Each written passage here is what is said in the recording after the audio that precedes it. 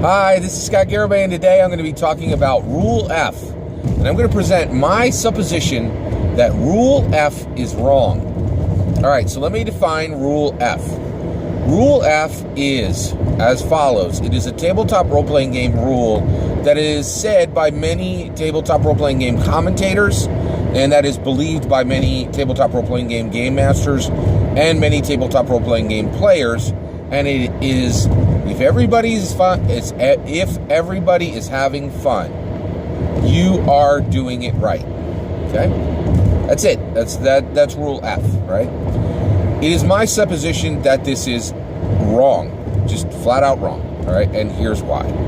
All right. So here's the issue, right? The reason why Rule F, if everybody is having fun, you're doing it right, is wrong, is it ensures small games. Okay? That's one reason. I think there's multiple reasons, but that's the number one reason. Rule F ensures small games. Now, it's okay to have a small game if you are a small game master or a small player. And what I mean by small is the following, okay? Longwood Gardens is close to my home. It is a world-class, like Seven Wonders type feature. Longwood Gardens, okay, is one of the most prestigious, beautiful, intricate, ornate, most time invested, valuable, like money invested gardens in the world. It's a world wonder. It's amazing, right? Now, when you go to Longwood Gardens, it has a gate. The gate is actually essentially a building, right? And you walk through this building that is built directly into a hill, okay? And then when you come out the other side of the building, and that building is about 100 feet thick and about 200-300 feet wide, right? That serves as the gate of Longwood Gardens, right? And you could have a lot of fun in that building, okay? So when you go through that building, right? Well, actually, when you go in the building, they have an amazing gift shop, and you can go in there and you could look at all the colorful things, and maybe you could buy a trinket. That's fun. They have a movie theater that tells you the history of DuPont, and he made gunpowder. So, like, even that part is fun because there's cool history to learn, right? You can talk to the tour guides, right? And they can tell you about the history of the cats that live at Longwood Gardens. That's fun, right? They have all kinds of nice things to encounter right inside the gate building, okay? If you believe in, if everybody's having fun, you're doing it right, what you're doing is you're staying at the gate. You're going in and out of the gate. You're just going back and forth through the gate. You're spending a lot of time in the gate, around the gate, in front of the gate, on the other side of the gate, right? But you never venture past it, right? And because the reason why is, why should you? You're having fun, right? Like there's, if you walk a long way, maybe your feet are going to get sore, right? And also, where are the water fountains, right? In the gate building, there's water fountains, right? So what if you're going to go on a long walk? You're going to find you walk too long, and this could absolutely happen at the garden, where you go, you go out to see something specific. And you're like, oh man, now I don't want to walk all the way back, right? And now you're not having as much fun, right?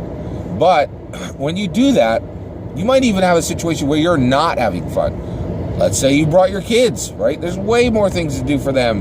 They're going to be a lot happier in the gift shop than they are looking at an orchid, right? Whatever it is, right? But the reality is, here's the issue.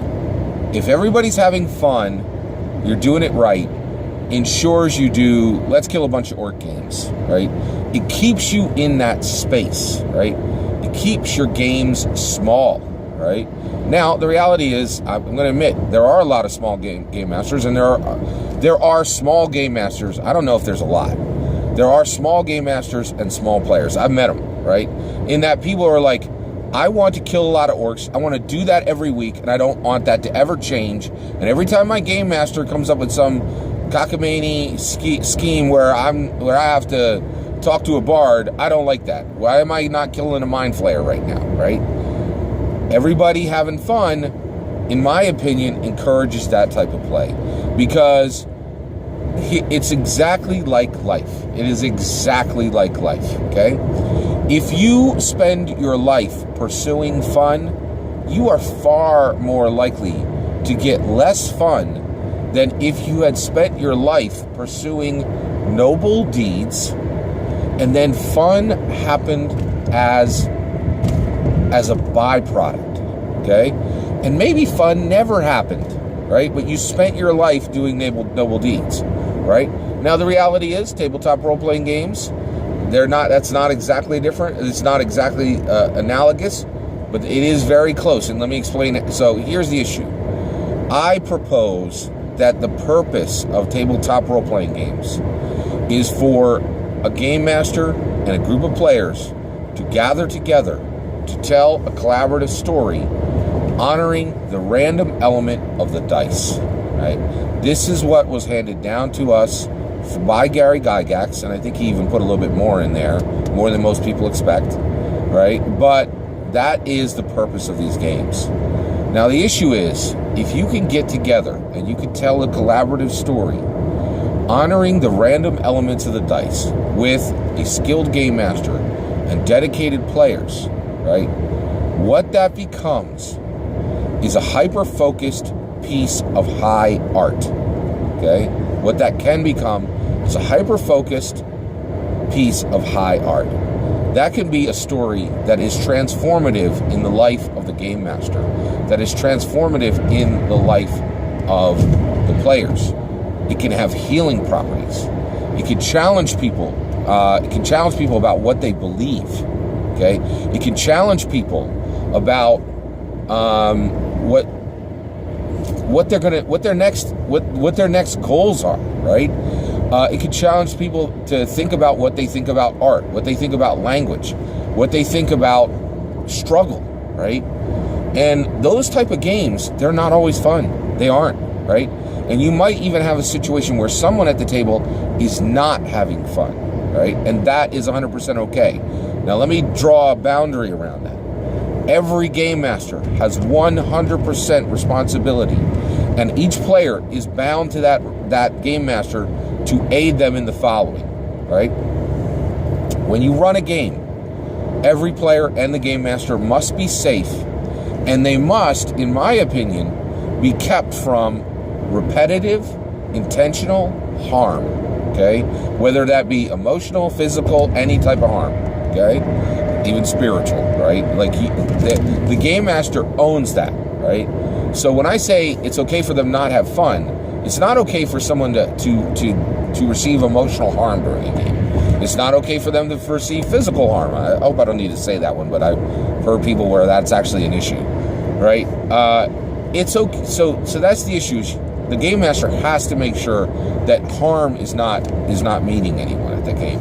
But the game master is absolutely not responsible to make sure that everybody at that table has fun. In fact, in my opinion, that game master should be pursuing high art. It's essentially a play that's witnessed only by the people at the table, right?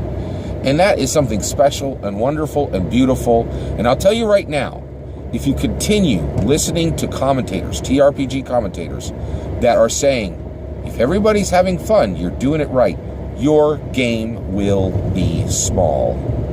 Okay?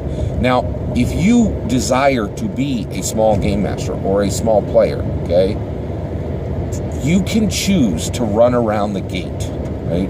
You can choose to run back and forth through the gate. You can play in a game where you kill a bunch of orcs, right? And where you kill things and you take their stuff, okay? And I truly believe this. What I'm coming to believe is that tabletop role-playing games are more than anyone ever expected, right? And that their part in our culture is just now beginning. We are literally at the beginning of this hobby, right? It's only been out for less than 50 years, right? And what it can do for people is big, right? But you need to really think carefully, all right? Why are you listening to TRPG commentators that are telling you, if everybody's having fun, you're doing it right? When the reality is, that is going to ensure your game remains small, right? If you pursue fun directly, you're probably not going to find it, right? And you very well might find some things that are outrageously dangerous to you personally, right? Now, I think within tabletop role-playing games, there's nothing outrageously dangerous about playing in a game where you kill a bunch of orcs, right? So because this is a hobby, right? Because there's boundaries around it, there's nothing you can choose to play in a game where the goal is, if everybody's having fun, we're doing it right? But the reality is, I just don't believe that's true. And the other thing is, I think the TRPG commentators, right, who are saying this, they fall into two camps, right? They fall into three camps. There's TRPG commentators that are small game masters who want small games and want to teach people how to have small games, because the more people they teach to do this, the less unlikely they are to be in a game where they're challenged, where they're challenged, to think about language, to think about art, to think about culture, to think about politics, to think about society, to think about moral choices, right? And so as long as they spread that, if everybody's having fun, you were doing it right, then they can ensure that they can help to ensure that the community is producing small games that don't challenge them or anyone else, right? Now, the second group, right, is you have groups who actually believe it. You also have a second group who is someone who has heard this from other TRPG commentators and is parroting it, right, and believes it now, but in my opinion, they just haven't matured as a game master. And that once they see that they're just stuck at the gate, and they can look out and they can see the conservatory, and they can see, the beautiful orchid displays, and they can see the rest of the garden, they'll move beyond it, right? And they'll move beyond games where the goal is, if everybody's having fun, we're doing it right? And they'll challenge themselves, and they'll challenge their players, and they will change their own lives, and they will change the lives of their players, right? The last one is a very sad group, and I think there's some of them out there.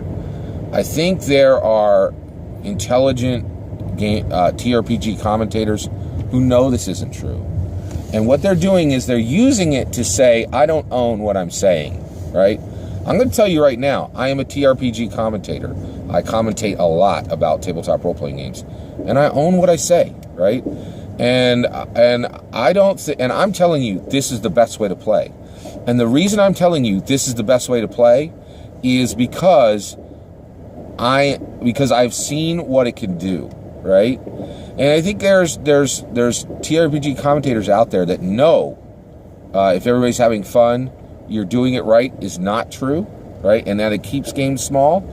But because there are a lot of players that are still in their maturation phase, they could get viewers by just pretending they believe in small games, even though they're probably playing in non-small games, right?